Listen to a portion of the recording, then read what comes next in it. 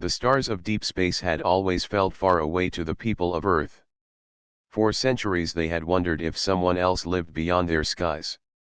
The answer came sooner than expected. A fleet of shining silver ships arrived, smooth and tall like towers drifting across the Black Sea. They carried a symbol unknown to humans, a curved crown surrounded by 3 suns. This was the royal sign of Queen Syria, ruler of the great Luminous Empire. At first there was fear. People watched the skies with worry, expecting threats or demands. Yet the message that followed was gentle. The Queen invited humanity to a meeting. She wanted to see these new people with her own eyes. Out of all the voices on Earth, one person was chosen to answer her call. His name was Ryan. He was not the strongest, nor the most powerful. He was an envoy, known for calm words and steady heart. The journey to the alien capital was unlike anything Ryan had imagined. The inside of the luminous vessel glowed with natural light, almost like sunlight trapped in crystal walls. The air was warm but filled with a faint hum, as if the ship itself breathed. Alien attendants, tall and graceful, walked beside him with quiet steps. They spoke little, but their eyes followed him with careful curiosity. Ryan felt small in their presence, yet he stood tall, reminding himself that he was not here for himself. He carried the hope of all humankind. When the ship landed, Ryan was guided into a palace that seemed carved from living stone. Towers curved like branches of a giant tree, and soft blue waterfalls slid down their sides into pools that glowed at night. It was not a place of cold steel or sharp weapons. Instead, it was filled with life, gardens, and singing birds that shimmered with metallic wings. Ryan's heart lifted as he realized the Luminous did not live in fear but in beauty. Inside the grand hall, the queen awaited. Syria sat upon a throne of silver and glass, dressed in robes the color of a deep ocean. Her crown was simple, yet the way she carried herself made every person bow without being asked. Her eyes were bright, filled with calm power. Yet when she looked at Ryan, there was no judgment. Instead, there was curiosity, like a scholar meeting a book never read before. "Human envoy," she said, her voice smooth as flowing water. "You have traveled far. Tell me, why does your world seek to stand among the stars?" Ryan bowed respectfully. His voice shook at first, but he steadied himself. "We do not seek to rule. We do not seek to take. We only wish to learn, to share, and to grow beside others. Humanity is small compared to your empire, but our hearts are strong. We hope to find friends in the stars." The court of alien advisors stirred at his words. Some whispered with doubt. To them, humans were untested and fragile. They had no fleets, no long history among the stars. Yet the queen raised her hand, and silence returned. Syria leaned forward, studying the envoy closely. "Strength is measured in many ways. But tell me, human, what makes your kind worthy of the trials of the galaxy? Many races dream of the stars, yet few endure them." Ryan felt the weight of her question. His mind rushed through all the hardships Earth had faced, storms, famine, endless struggles. Yet through all of it, humans never stopped moving forward. He lifted his head and spoke with quiet honesty. "What makes us worthy is not power. It is not weapons. It is our spirit. When the sky was dark, we lit fires. When rivers flooded, we built new homes. When we fell, we stood again. We are not perfect, but we endure. That is what we bring to the stars." For a moment the hall was silent. The queen's advisors exchanged uncertain looks, some amused, others frowning. But Syria's lips curved into the faintest smile. She was used to leaders who spoke of armies, wealth, and dominion. Yet this human spoke of survival, of hope, of heart. "Interesting," she whispered, more to herself than to the court. Then she rose, her robes flowing like waves across the throne steps. "You are not what I expected, envoy of Earth. Perhaps your people hold more than the surface shows. I will watch you closely. Ryan bowed once more, but inside his chest, relief bloomed.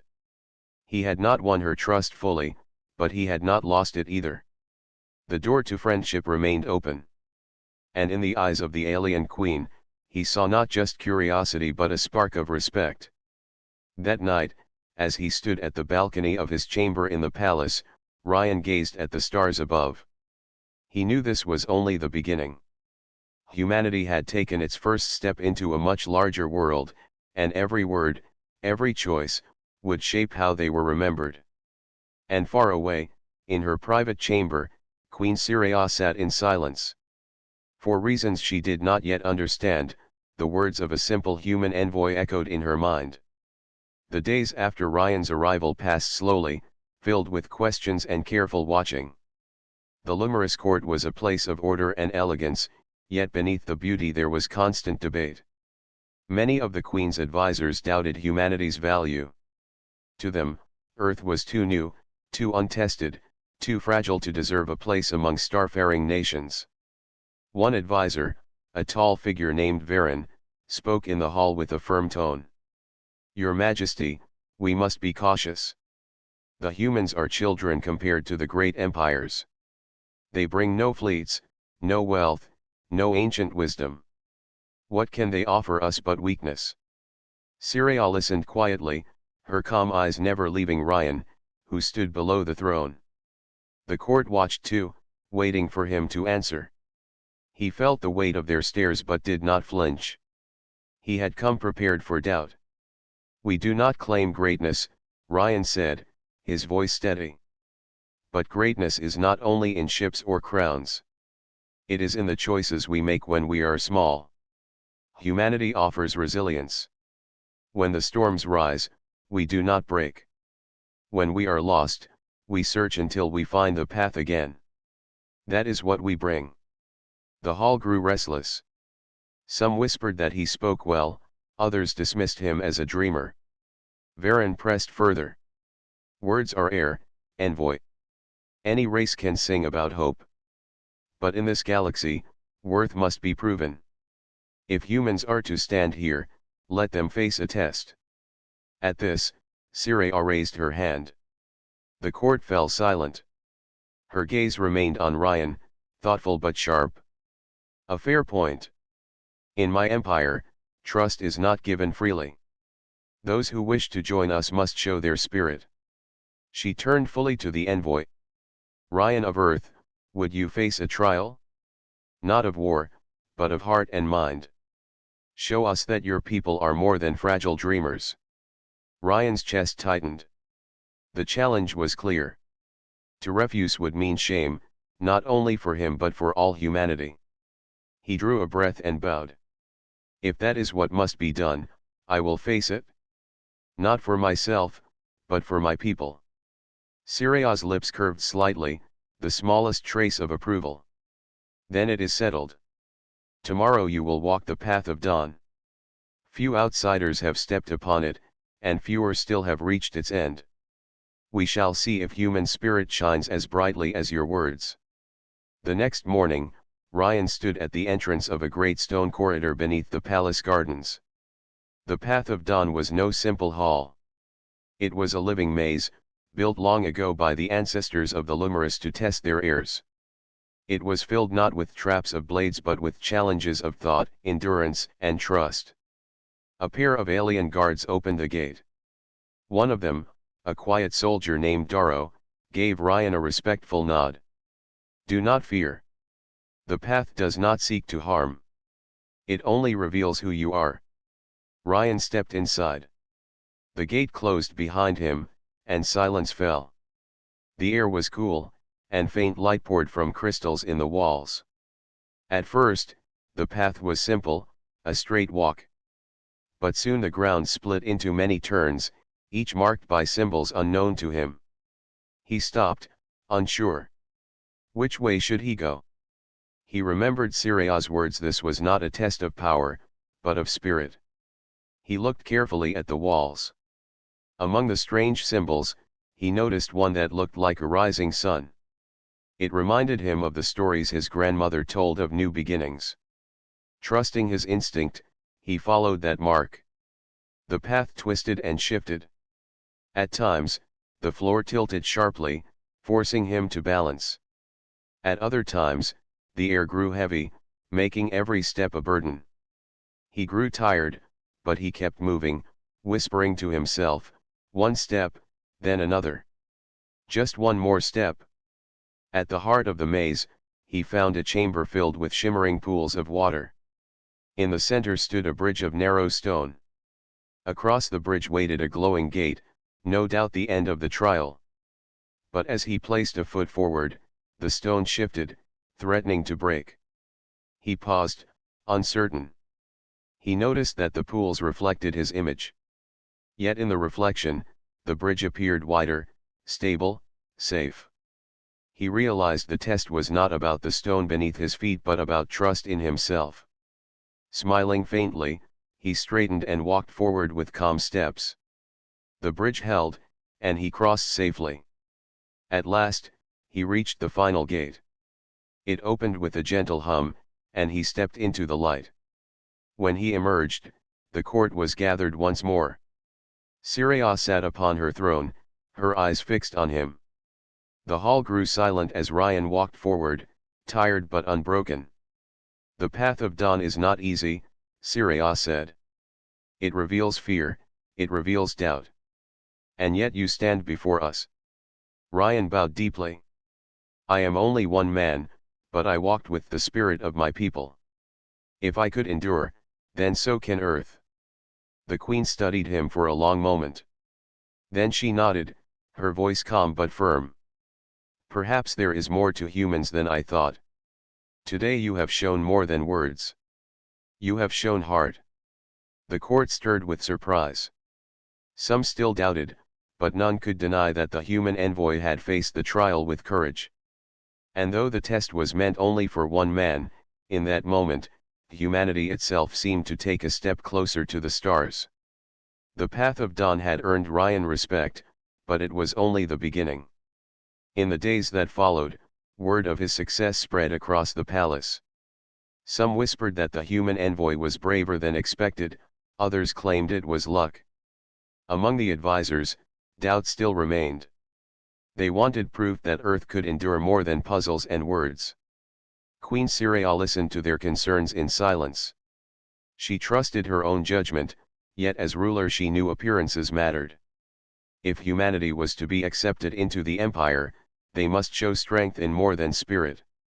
And so she called Ryan to her side once again. They met in the garden of crystal trees, where streams ran clear and soft lights drifted like fireflies. Syria stood beside a pool, her reflection calm upon the surface.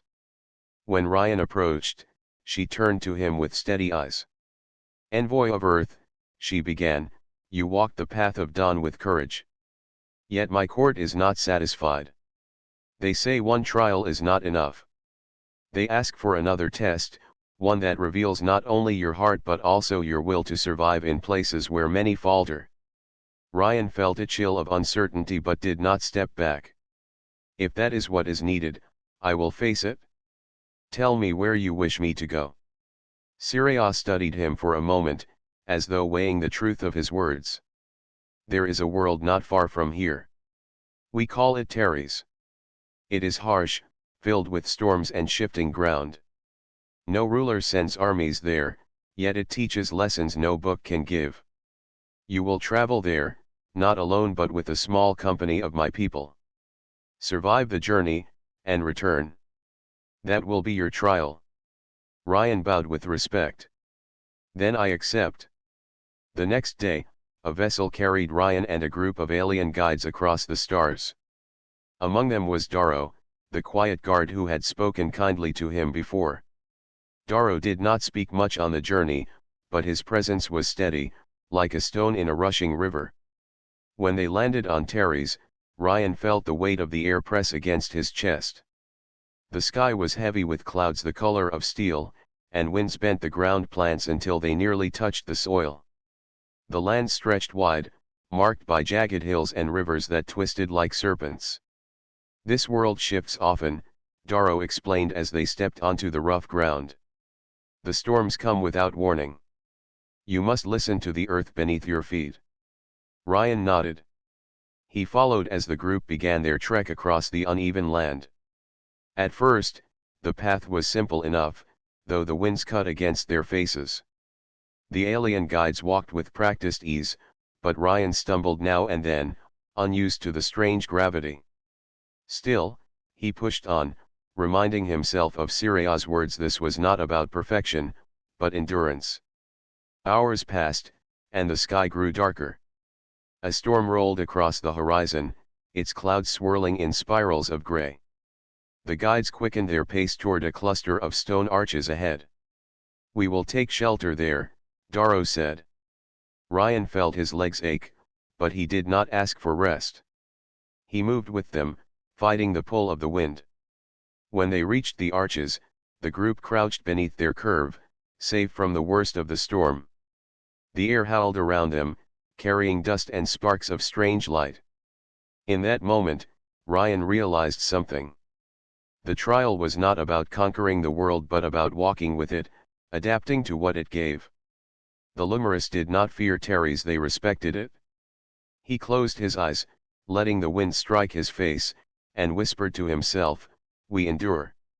The storm passed after a long while, leaving the land quiet once more.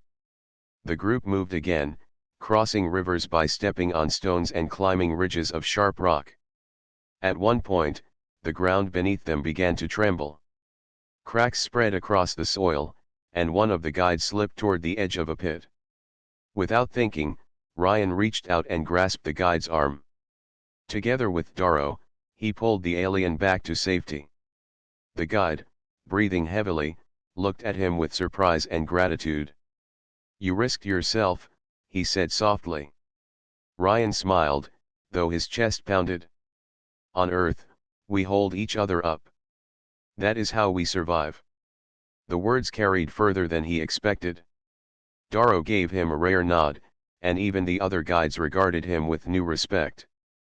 By the time they reached their landing site again, Ryan's body ached, his clothes were stained with dust, and his throat was dry. Yet he walked upright, his eyes steady. The trial had not broken him. It had shown that even in strange worlds, the human spirit could adapt and endure. When the ship returned to the palace, Queen Siria awaited him. The court gathered as well, eager to see the outcome. Ryan stepped forward, tired but unbowed. "You sent me to Terry's," he said, bowing respectfully. "I did not conquer it, nor would I try. But I walked its storms, I felt its strength, and I returned. Humanity is no stranger to harsh worlds. We do not bend easily." For a moment, silence filled the hall. Then Siria rose from her throne. Her eyes rested on him, calm but thoughtful, and there was a faint smile on her lips. "Perhaps you are right, Ryan of Earth. You faced what many would have refused. You did not return alone, you returned with the respect of my own people. That is a mark of strength." The court stirred with quiet voices. Doubt still lingered among some, but none could deny what they had seen. The human envoy had stood against storms and shifting earth and had not faltered. And as the queen dismissed the gathering, one thought lingered in her heart. There was something about this human that was different.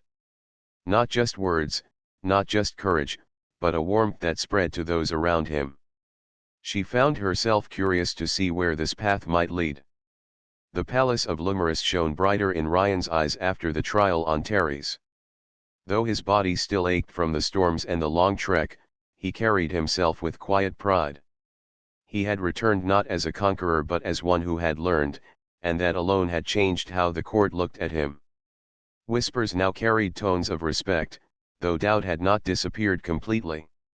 Queen Siria summoned him to her private chamber, a place of soft light and hanging gardens. Vines flowed down from balconies, and gentle streams ran along the floor like silver threads. She stood by the window, watching the stars, her robe trailing behind her like flowing water. "You surprised my court," she said, her tone calm but edged with curiosity. Many believed you would fail on Terry's. Yet here you are, speaking as if the storms were only a walk in your gardens. Ryan smiled faintly. The storms were not gentle, Your Majesty. But storms are something humans know well. We do not choose them, but we learn to face them. On Earth, when the sky grows dark, people gather together. That is our way. Syria turned, her eyes narrowing in thought. Together. Your people seem to speak often of unity. But tell me, Ryan, what is it truly worth? Many empires have fallen even when they stood together. Ryan took a breath and stepped closer, his voice steady. Unity is not about strength alone. It is about hope. When one person falls, another helps them stand. When one heart grows tired, another shares courage. We are not the strongest race in the stars, but when we hold each other, we can face anything. The Queen studied him silently. There was no arrogance in his words, only quiet conviction. For a moment, she felt something stir inside her, something rare. She had listened to countless rulers who spoke of power and wealth. Yet this human spoke of simple truths, and it was disarming in its honesty. The next day, Syria invited Ryan to join her council meeting. The room was vast, filled with long crystal tables where advisors gathered. Discussions were sharp, filled with numbers and strategies. They spoke of trade, of fleets, of borders. Yet as the talks grew heavy, Syria turned to Ryan. Envoy of Earth, she said, her voice carrying across the chamber. You have seen little of the galaxy, yet you speak with confidence. Tell us, what path would your people take if they were in our place? The advisors frowned, but silence fell as all waited for his answer. Ryan rose slowly, unsure at first, but then he remembered the faces of his people back home, the farmers, the teachers, the workers who build life with their hands. I cannot speak for great empires, he said, but I can speak for humanity. When we face hardship, we do not ask how much land we own or how many ships we command. We ask, who stands beside us? On Earth, progress came not from rulers alone but from ordinary people helping each other. That is the human way. The advisors muttered among themselves, some dismissing him, others thoughtful. Syria, however, remained quiet, her eyes fixed on him. Later, Syria walked with Ryan through the palace gardens. The air was filled with the scent of glowing blossoms, and soft-winged birds drifted between the trees. For once, the Queen's tone was less formal. Your words in the council were simple, she said, yet they carried weight. You speak not as a ruler but as one of the people. Ryan looked up at the stars, his voice calm. That is because I am one of them. I do not stand above my people, I walk with them. If Earth has any strength, it is the spirit of ordinary hearts. Syria studied him in the starlight. His words reminded her of something she had almost forgotten, her own childhood, before the crown, when she had walked freely among her people and listened to their laughter. The memory warmed her, though she did not show it. You are unlike the leaders I have met, she admitted softly. They speak of crowns and armies. You speak of fires in the dark and hands that lift others. Ryan smiled gently. Perhaps that is why we stand here now.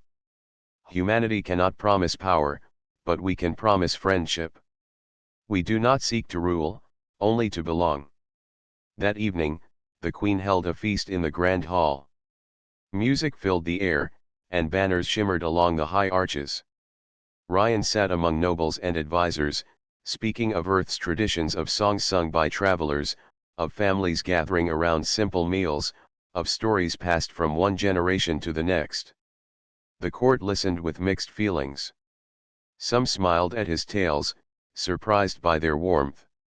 Others shook their heads, still doubtful that such small things mattered in a galaxy of empires. Yet Syria sat quietly, her eyes fixed on him, and her lips curved in the faintest smile. When the feast ended, she rose and addressed the hall. This human speaks of things we have long forgotten. We measure power by ships and crowns, but perhaps we should remember the power of spirit. Perhaps it is not the greatest empire that endures, but the one that remembers how to hope. The court was stunned. None expected their queen to echo the words of a human envoy. But her tone was firm, and none dared challenge her openly. That night, as Ryan returned to his chamber, he felt a mix of wonder and uncertainty. He had not changed the galaxy, not yet, but something had shifted in the queen's eyes.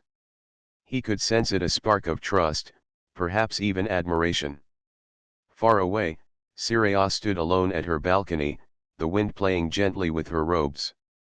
She whispered to herself, "The human way, hope through unity." She let the words linger, realizing they had touched her heart more deeply than she expected. For the first time in many years, the queen felt not only the weight of her crown but also a sense of lightness. And it came from the simple honesty of a human envoy who carried the spirit of his world within him. The palace of Lumerus was alive with music and calm when news arrived that shook its halls. A messenger entered the council chamber with hurried steps, carrying a crystal tablet in his hands. He bowed before Queen Syria and spoke with a tone that carried unease. "Your Majesty, a rival empire has moved against us. Their fleets gather at the edge of our borders. They claim our rule is weak, and they seek to draw others to their side." The council erupted in anxious voices. Some advisors demanded immediate retaliation, others urged patience. Ryan stood quietly among them, watching the storm of arguments grow. Syria raised her hand, and silence fell. Her voice was calm but firm. "Our empire has stood for generations. If they think we are weak, they will soon learn their mistake. We have the strength to crush them." Her words were met with nods from most of the council. But Ryan felt his chest tighten. He had seen such choices before on Earth, one side growing stronger through force, the other answering in kind, until both were broken. He stepped forward, his voice steady though the hall bristled with tension. "Your Majesty," he said, "I understand the need to protect your people. But war will not prove your strength. It will only spread fear. Perhaps there is another way." The council frowned at him, and one advisor scoffed openly. "What can a human know of empire struggles?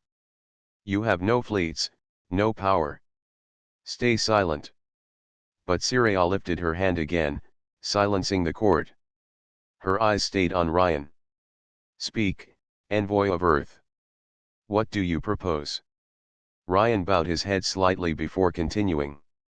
"On Earth, we have faced many who wished to divide us. The answer was not always power. Sometimes the answer was alliance.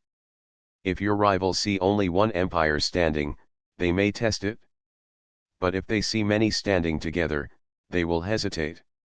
Call to the smaller worlds, the ones who fear both sides. Show them that together they can stand, not as servants, but as partners. That will be strength greater than war." The hall grew restless again. Advisors argued that small worlds were weak, that they could not be trusted. Yet some exchanged uncertain glances. There was truth in his words, even if they disliked hearing it. Syria remained silent, her eyes fixed on him, as though measuring the weight of his idea. At last she spoke. "Your plan is bold, human. But can the weak truly stand beside the strong? Will they not falter when storms rise?" Ryan met her gaze without fear. "Perhaps they will. But perhaps they will surprise you, just as you have been surprised by me. Sometimes, strength comes from the ones you least expect." Later, in the quiet of her private chambers, Syria thought deeply. She had ruled long enough to know that force often brought quick victory but lasting bitterness. The human's words stayed with her, soft yet firm, like a stone that would not move no matter how the river pressed against it. The next morning, she summoned her council again. Her voice carried across the hall with calm authority. "We will not rush to war. Instead, We will call upon the smaller worlds. We will ask them to stand with us, not as subjects, but as allies. The court erupted with surprise, but none dared openly challenge her decision. The queen's word was law. Still, many cast doubtful glances at Ryan, silently blaming him for this untested path. The message was sent, and soon the palace received visitors from distant worlds. Their ships were not grand, their leaders not adorned with crowns of gold. They were farmers from dry moons, miners from cold asteroids, scholars from hidden libraries. They entered the grand hall with uncertainty, unused to standing before a queen. Syria welcomed them with grace. Yet it was Ryan who stepped forward to speak with them. He told them stories of Earth, of small villages standing together when storms destroyed their homes, of neighbors sharing food when harvests failed, of people lifting one another when all seemed lost. At first, the visitors listened politely, unsure. But as his words continued, their eyes grew brighter. They saw themselves in his stories, their struggles, their fears, and their hopes. By the end, many nodded quietly, their doubts softened. One miner spoke aloud. "We are not strong. We have no fleets. But perhaps, together, we can be more." Syria listened to this, her heart touched by the shift she witnessed. For the first time, she saw the truth of Ryan's idea not in theory, but in the eyes of those who answered her call. Days later, word came that the rival empire had hesitated. They had expected to face one queen alone, not a gathering of worlds united under hope. Their advance slowed, their threats grew weaker. The storm of war that once seemed certain began to fade into silence. In the great hall, Syria stood beside Ryan. She looked out at the gathered allies, so different, so small, yet standing tall together. Her voice was strong as she spoke. "Today we show the galaxy that unity is not weakness. It is a strength beyond measure. Together, we will endure." The hall erupted in applause, voices echoing through the crystal walls. Yet in that sound, Ryan felt more than victory. He felt the beginning of something greater, a bond that could change not only Earth but the stars themselves. That evening, as the halls quieted and the banners of many worlds fluttered together, Syria walked with Ryan in the garden once more. "You spoke of hope," she said softly. "And I see now what it can do. Perhaps I was wrong to think of humans as small." Ryan smiled gently. "Perhaps. Or perhaps it is not just humans. Perhaps hope belongs to all who choose it." Syria looked at him for a long moment. A rare warmth filled her eyes. She did not say more, but in her heart, she knew something had changed. The human envoy had not only guided her empire but had also touched her spirit in a way no one else ever had. And as the stars shimmered above, both queen and envoy stood side by side, knowing that the true test of unity had only just begun. The palace of Lumerus had not seen such celebration in years. Music filled the air, and the courtyards glowed with banners from many worlds. The alliance that once seemed impossible had become real. Miners, farmers, scholars, and rulers from distant stars had gathered under one roof. Where there had once been silence and doubt, there was now laughter and hope. At the center of it all stood Queen Syria, her crown shimmering under soft lights. Beside her was Ryan, the human envoy who had changed the course of events with nothing more than his steady heart and quiet words. Together they greeted the guests, listened to their pledges, and watched as a new chapter unfolded before their eyes. For Ryan, it was overwhelming. He had never stood in halls so grand, nor spoken to leaders of so many worlds.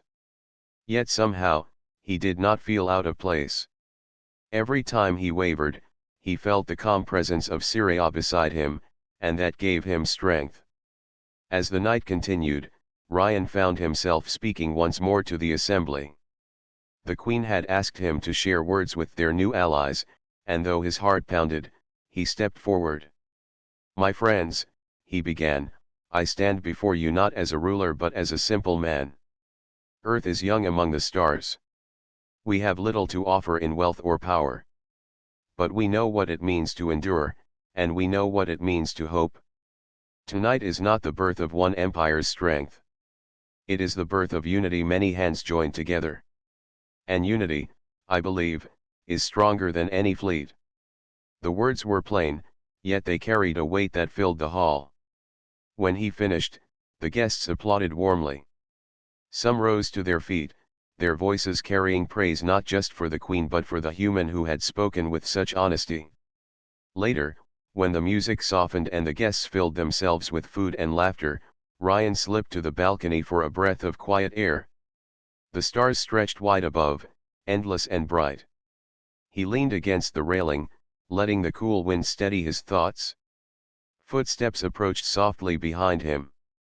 He turned and saw Syria, her robe flowing like silver water in the starlight. For a moment, they stood in silence, watching the sky.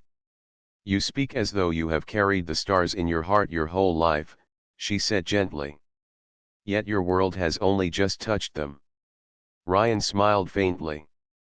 "Perhaps that is why I treasure them so much. To us, every star still feels like a dream." Syria studied him, her gaze thoughtful. "You are different from the envoys I have known. Most speak of crowns and power. You speak of dreams. Do you not fear that dreams are fragile?" "Dreams are fragile," Ryan admitted, "but they guide us forward. Without them, we would stand still.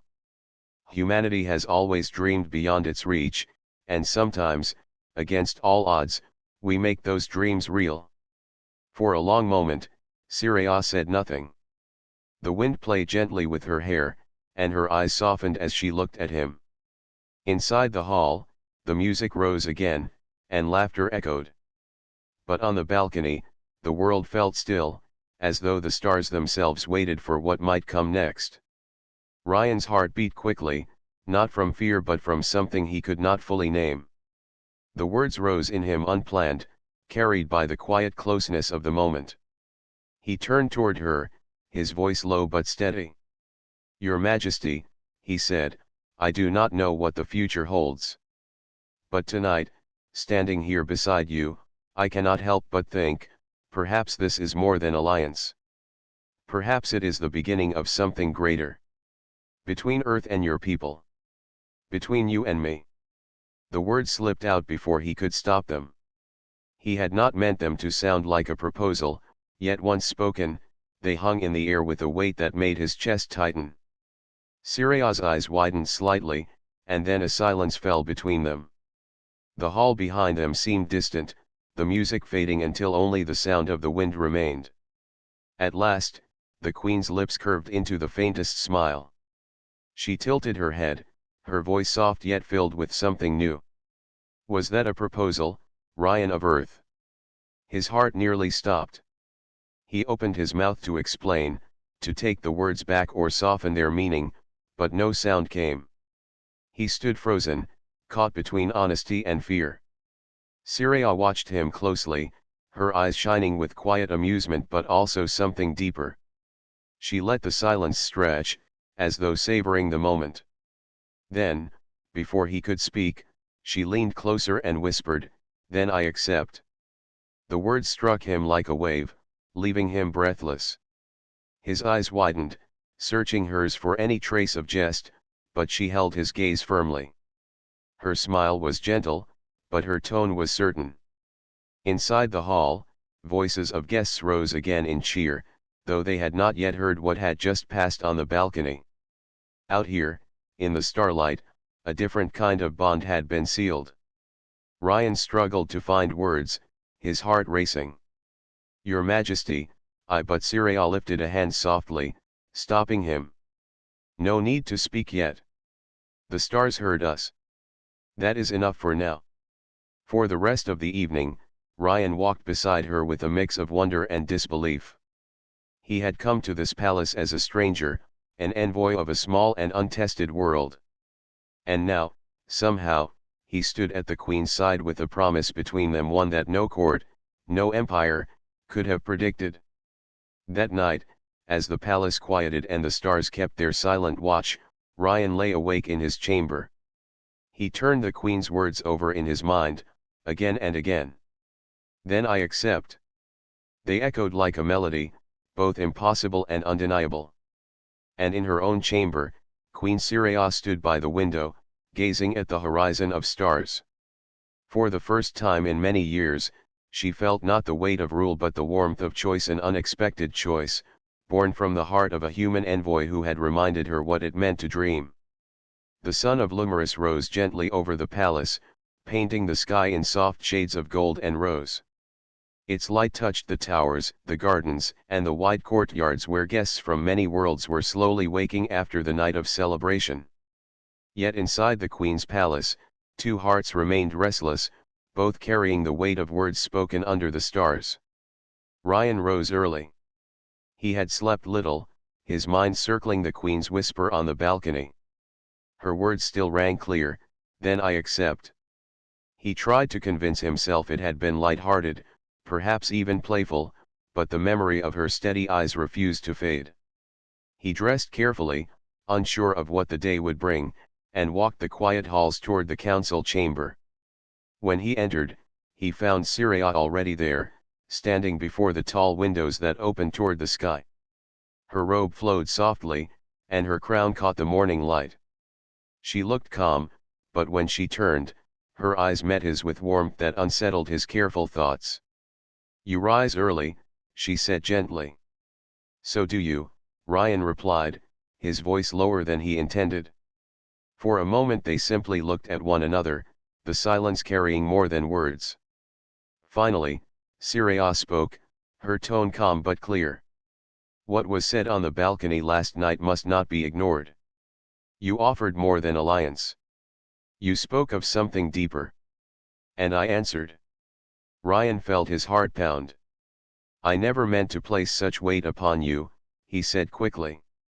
"I only..." She lifted a hand, stopping him.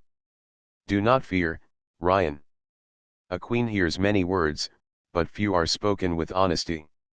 Yours were. That is why I answered." Her gaze softened, but her voice carried strength. "The council will ask what future we build with Earth. They will ask why I would tie myself to a world still so young. Some will doubt, some will protest. Yet I see something rare in you and in your people. You do not come with endless fleets or riches. You come with courage to dream. And dreams, I have learned, can move stars." Ryan's breath caught. He felt both small and lifted at once. "Then you mean it," he whispered. Syria nodded slowly. "Yes. I mean it." My answer was not a jest. "I accept what your heart offered." Later that morning, the council gathered once more.